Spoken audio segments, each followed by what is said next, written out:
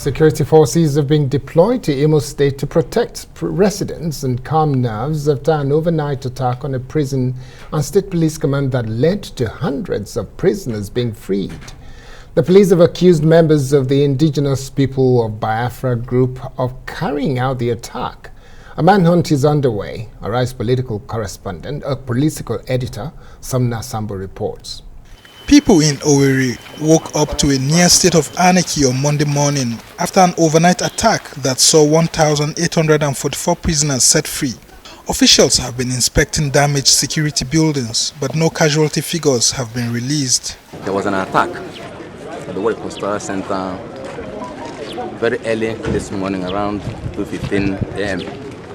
So we can see the extent of the damage so far.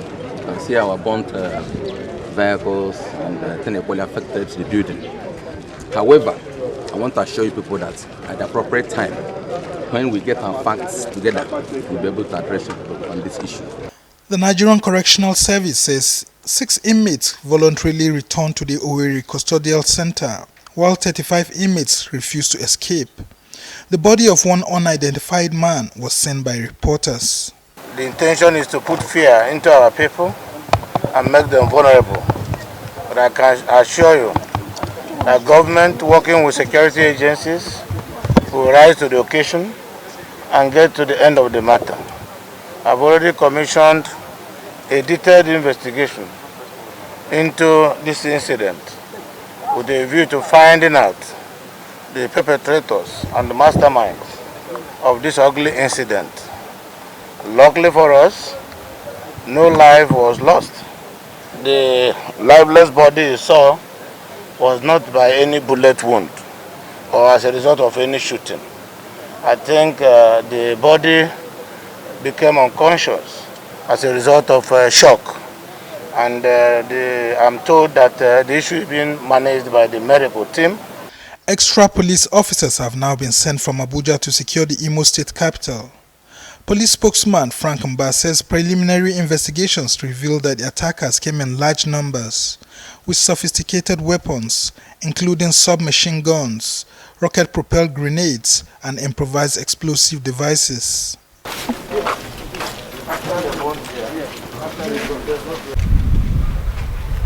The police say one constable was injured, but no officers were killed. An operational vehicle used by the attackers was recovered and is undergoing forensic investigations. Authorities are accusing members of the indigenous people of Biafra and Eastern Security Network of attacking the facilities. They deny any involvement. The presidency has referred to the Imo attack as an act of terrorism and is urging law enforcement agencies to go after, in their words, the terrorists. Somna Sambu, Arise News. Well, for more on this, we're joined by AKWARANDU, the former special assistant on new media to the Imo State government. Thank you so much for joining us.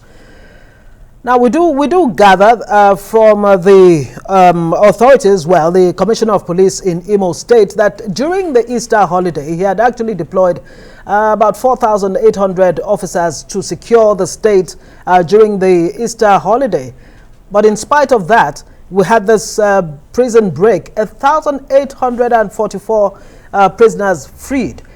What do you make of this? What could have led to this? What's the motive, do you think? Well, thank you so much. It's quite disheartening that at this moment in our nation's history, such things as this is happening. And why it's most shocking is that this thing happened in one of the most secured areas in our state capital. It's just the same place where the government house is located. That's the same place where the correctional service and the police headquarters are located. So it brings a lot of fear, because if this could happen in that area, how far other areas where there are no much personnel to guide.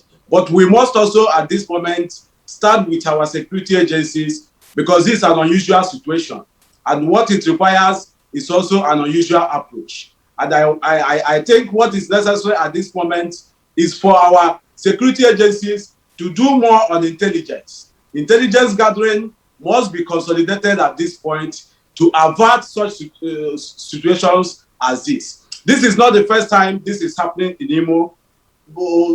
It has happened in the police station at Abombise. It has happened in the police station at Isalambana. It also happened in the police station at Ayazumbise, among others. So what it means is that if nothing is done, this might not be the end of this crisis. And here we are talking about 1,884 prisoners who are at large. This exposes the society, this exposes us to a lot of security risks, because as it stands now, these people are nowhere to be found. And what it means is that these criminals are back in the community to continue with what they have been doing. So it's a very pitiable situation, and I want to urge the government at all levels to treat this with more seriousness.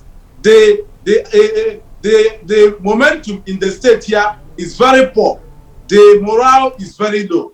There is total loss of confidence in the state, in the land, and it's the duty of the government to restore confidence in the land. The Imo people, if you move around Imo State today, it's as if there is a pandemic. It's as if there is a curfew. Yes, there are movements, but a lot of people are moving with so much anxiety, and that is not the state that we used to know as Imo. Thank you very much. So the government at all levels must take proactive measures to make sure that this issue is handled. Okay, Ike, you are in Owerri at the moment, from what you have said to us. Yes, what does it look like at the moment in Owerri? What are the people saying?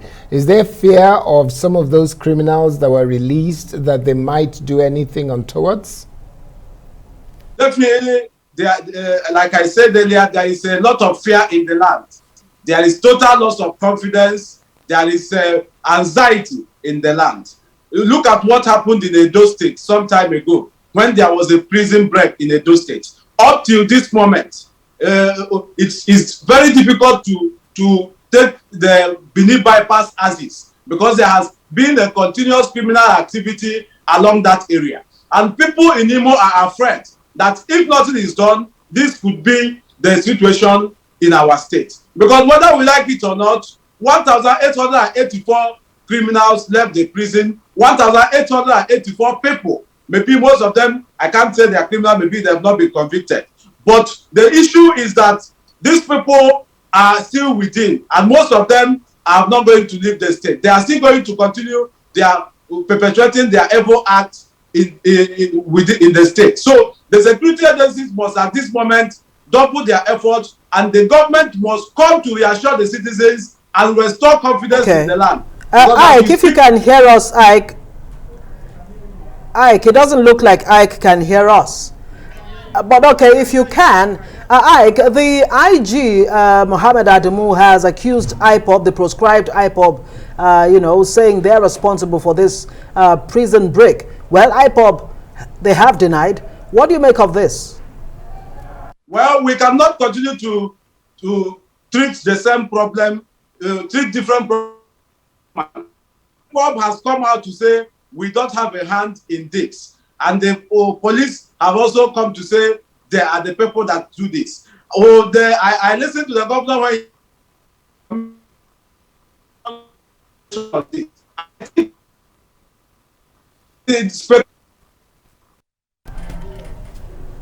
Okay.